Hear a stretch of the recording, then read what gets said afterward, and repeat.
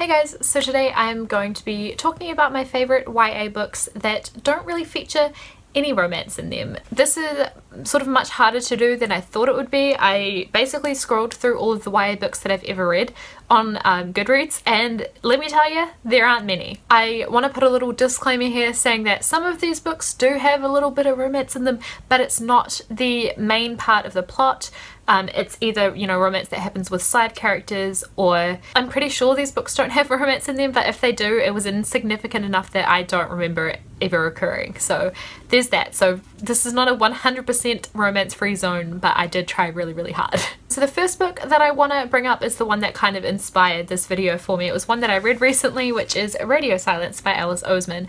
I actually just uploaded a review of this a couple days ago, so I'll link that down below in case you haven't seen that yet and you want to know more about this book, but I'll just give you a little rundown. This one is about a girl called Frances who is nearing the end of high school. She's wondering what's going to happen next. She is really obsessed with a YouTube podcast, and a lot of elements of her life start changing once she meets the creator of that podcast. Topics of sexuality are openly discussed. So there is a bisexual character, a homosexual character, and asexuality and demisexuality are also discussed, which is really, really awesome, especially for a book that doesn't really feature any like significant romance for our protagonists. So I thought this one was really awesome. A second book that I will mention that I have talked about in a wrap-up previously was This Savage Song by Victoria Schwab.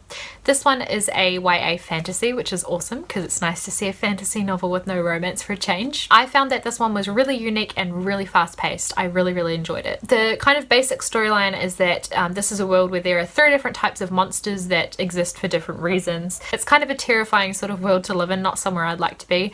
And we've got a main character who's a female who is a human, but she kind of wants to be a bit monstrous, and then we have another main character who is male and he is a monster and really, really, really wishes that he was human. So that sounds extremely romantic, and you can kind of feel that assumption building in you that those two are definitely going to end up together. Guess what? This book doesn't have any romance in it, so A+. The sequel called Our Dark Duet comes out in June, which is super exciting, and I can't wait for that one. So yeah, definitely get onto that if you haven't read that already. The next book is one that I've also talked about in a wrap-up before, and that is Me and Earl and the Dying Girl by Jessie Andrews. This one is another YA contemporary, but it's very different to any other YA contemporary that I've ever read, and that it is really, really hilarious, like rolling on the floor laughing kind of hilarious. It's a specific kind of humor, and it is a little bit of like crude humor. So I know a lot of people don't like that, but the funny thing is I really don't like that type of humor. Gross out, like crude sort of humor isn't really my thing, but for some reason in this book I just found it hilarious. So I think it's definitely worth giving a go to see if it is something that like meshes well with you and that you enjoy it. The storyline of the book doesn't sound funny at all. It's about a teenage boy who is forced by his mother to befriend this girl from his school, I think, or he used to go to school with her, who has been diagnosed with terminal cancer, and the whole thing's a bit awkward for him. He doesn't really want to have to make friends with her, but he does feel sorry for her.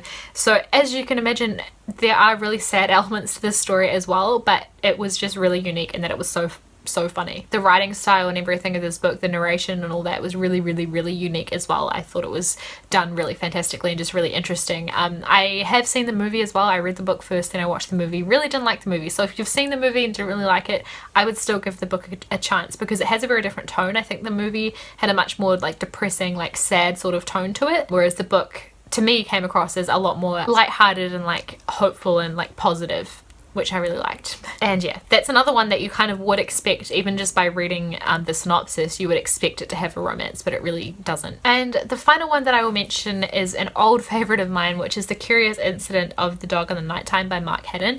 This is a fantastic book, and I would recommend reading it regardless of whether you're trying to find more books without romance or not. It's just all on its own is incredible and an amazing book. It's about a boy who is 15 years old with Asperger's syndrome, and it's basically about, as you might guess from the cover, his neighbor's dog is murdered, and he goes on a bit of an investigative kind of mission to find out what happened to this dog and who killed it and what their motive was and all that kind of thing. So it's a really, really interesting story as it is. I just think like a murder mystery, but something that a teenager is conducting on his own is a really interesting concept by itself. And then reading that story from the perspective of someone with Asperger's syndrome, I think is really eye-opening, and yeah, a really good mystery and that kind of thing. Family is a big theme in this book as well, so if you like books about family, this one is great for that. So that is all of my recommendations of YA books that don't heavily feature romance. Like I said, it was really hard to find enough books to make a video about to do this, so if you know of any other YA books with no romance, leave them in the comments down below because I would love to know if there are more out there. I'm sure there are. Let me know also if you're gonna read any of these, or if you have read them, what you thought of them, and I will see you guys with another video in a couple days. Bye.